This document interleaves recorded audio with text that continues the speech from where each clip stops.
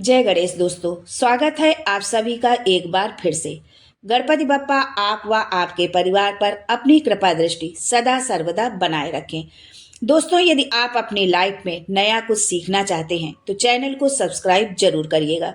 दोस्तों, हिंदू धर्म में भगवान श्री राम को भगवान नारायण का मानव अवतार माना जाता है। 2 अक्षरों का ये नाम राम कोई साधारण नाम नहीं है, बल्कि इसके पीछे कई बड़े और गहरे अर्थ छिपे हैं।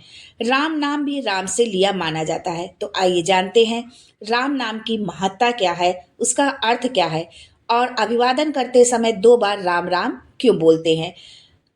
मनकों में जो हम जाप करते हैं, जो हमारी माला होती है, उसमें 108 मनके क्यों होते हैं। लेकिन ये सब जानने से पहले आपसे रिक्वेस्ट करती हूँ कि वीडियो को लाइक करिएगा, दोस्तों को शेयर कर दीजिएगा, और अगर आपने अभी तक चैनल को सब्सक्राइब नहीं किया है तो चैनल को सब्सक्राइब करके बेल आइकन जरूर दबाइएगा। तैत्तिरीय आरण्यक नामक ग्रंथ में दिए गए एक श्लोक के अनुसार राम शब्द का अर्थ होता है पुत्र। वहीं ब्राह्मण संहिता में कहा गया है कि राम नाम का अर्थ है जो सभी जगह रमा हुआ है। इस बात का वर्णन इस श्लोक से स्पष्ट होता है। रमन्ते सर्वत्र इति रामः। शास्त्रों में ऐसे कई श्लोक मिलते हैं जिसमें राम नाम के अर्थ और महिमा का वर्णन किया गया है। शास्त्रों में निहित एक श्लोक के अनुसार रमन्ते योगिनः अस्मिन् स रामम उच्यते, जिसका अर्थ है कि योगी ध्यान में जिस शून्य में रमते हैं उसे राम कहते हैं। कई विद्वानों ने राम नाम का अर्थ मनोज्ञ भी माना है। यहाँ मनोज्ञ का अर्थ है जो मन को जानने वाला हो। वहीं कई व्याख्याकारों ने राम नाम का अर्थ बताया है कि जो आनंद लेने वाला हो या फिर जो संतुष्ट देने वाला हो, वही राम है। दोस्तों, यदि राम नाम का संधि विच्छेद किया जाए तो इस प्रकार अर्थ निकलता है रा धन आ धन म। रा से रसातल, आ से आकाश, माँ से मृत्युलोक, अर्थात जो पाताल, आकाश और धरती का स्वामी है वही राम है। वहीं संस्कृत की दृष्टि से देखा जाए तो रम धातु में घम प्रत्यय जोड़कर राम बना है। यहाँ रम का अर्थ है रमण, रमना या निहित होना, निवास करना, और घम। दोस्तों, हम जब किसी से मिलते हैं या किसी का अभिवादन करते हैं तो नमस्कार, प्रणाम या राम राम कहते हैं। किसी का अभिवादन करना हमारी संस्कृति ही नहीं, सभी संस्कृतियों का अभिन्न अंग है, और ये परंपराएं किसी कारण से बनी होती हैं। जैसे किसी को राम राम बोलने की परंपरा पुराने समय में गांव हो या शहर, सभी जगह अभिवादन हेतु भगवान का नाम लिया जाता था। आज भी कई गांव ऐसे हैं जहां एक दूसरे को अभिवादन करने के लिए राम राम कहते हैं। लेकिन जरा सोचिए, भगवान राम का नाम अभिवादन करते समय एक बार भी तो ले सकते हैं, लेकिन ऐसा नहीं है। हम किसी का अभिवादन करते समय भगवान राम के नाम का उपयोग 2 बार करते हैं। आखिर इसके पीछे का रहस्य क्या है, राम नाम की महत्ता क्या है, राम नाम का अर्थ क्या है, ये सारी जानकारी आपको आज के इस वीडियो में मिलने वाली है। तो वीडियो अंत तक देखें और कमेंट में जय श्री राम जरूर लिखें। राम राम शब्द जब भी अभिवादन करते समय बोला जाता है तो हमेशा 2 बार बोला जाता है। वैदिक दृष्टिकोण के अनुसार पूर्ण ब्रह्म का मात्रिक गुणांक 108 है।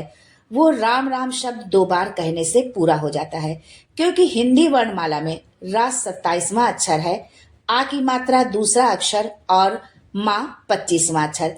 इसलिए सब मिलकर जो योग बनता है वो है 27 + 2 + 25 = 54, अर्थात एक राम का योग 54 हुआ। और 2 बार राम नाम कहने से 108 हो जाता है, जो पूर्ण ब्रह्म का द्योतक है। जब भी हम कोई जाप करते हैं तो हमें 108 बार जाप करने के लिए कहा जाता है, लेकिन सिर्फ राम राम कह देने से ही पूरी माला का जाप हो जाता है। तो अब चलिए जान लेते हैं कि 108 का महत्व क्या है, कोई भी जाप 108 बार क्यों किया जाता है। शास्त्रों के अनुसार 108 मनकों का संबंध व्यक्ति की सांसों से माना गया है। एक स्वस्थ व्यक्ति दिन और रात में 24 घंटों में लगभग 21,600 बार श्वास लेता है। माना जाता है कि 24 घंटों में से 12 घंटे मनुष्य अपने दैनिक कार्यों में व्यतीत कर देता है, और शेष 12 घंटों में व्यक्ति लगभग 1,800 बार सांस लेता है। शास्त्रों के अनुसार एक मनुष्य को दिन में 1800 बार ईश्वर का स्मरण करना चाहिए। यानी कि सांस तो वो पूरे टाइम लेता है, लेकिन काम के अलावा जो है वो अपना पूरा समय जो है अपनी पूरे सांसों को जो है वो अपने भगवान में रमा दे जो है। लेकिन एक सामान्य मनुष्य के लिए इतना कर पाना संभव नहीं हो पाता है। इसलिए 2 शून्य हटाकर जप के लिए 108 की संख्या शुभ मानी गई है, जिसके कारण जप की माला में मनकों की संख्या 108 होती है। यहाँ पर यदि हम वैज्ञानिक तथ्य की बात करें तो 108 मनके की माला और सूर्य की कलाओं का एक दूसरे से संबंध माना गया है। वैज्ञानिक तथ्य के अनुसार एक वर्ष में सूर्य 2,16,000 कलाएं बदलता है। इसमें वो 6 माह उत्तरायण रहता है और 6 माह दक्षिणायन रहता है। इस तरह से 6 माह में सूर्य की कलाएं 1,08,000 बार बदलती हैं। इसी तरह से अंत के 3 शून्य को अगर हटा दिया जाए तो 108 की संख्या बचती है। 108 मनकों को सूर्य की कलाओं का प्रतीक माना जाता है। राम शब्द के संदर्भ में स्वयं गोस्वामी तुलसीदास जी ने लिखा है, करम कहाँ लगी नाम बड़ाई, राम न सकहि राम गुण गाई। स्वयं राम भी राम शब्द की व्याख्या नहीं कर सकते, ऐसा राम नाम है। राम विश्व संस्कृत के अप्रतिम नायक हैं। वे सभी सद्गुणों से युक्त हैं। वे मानवीय मर्यादाओं के पालक और संवाहक हैं। अगर सामाजिक जीवन में देखें तो राम आदर्श पुत्र, आदर्श भाई, आदर्श मित्र, आदर्श पति, आदर्श शिष्य के रूप में प्रस्तुत किए गए हैं। अर्थात समस्त आदर्शों के एकमात्र न्यायादर्श राम है।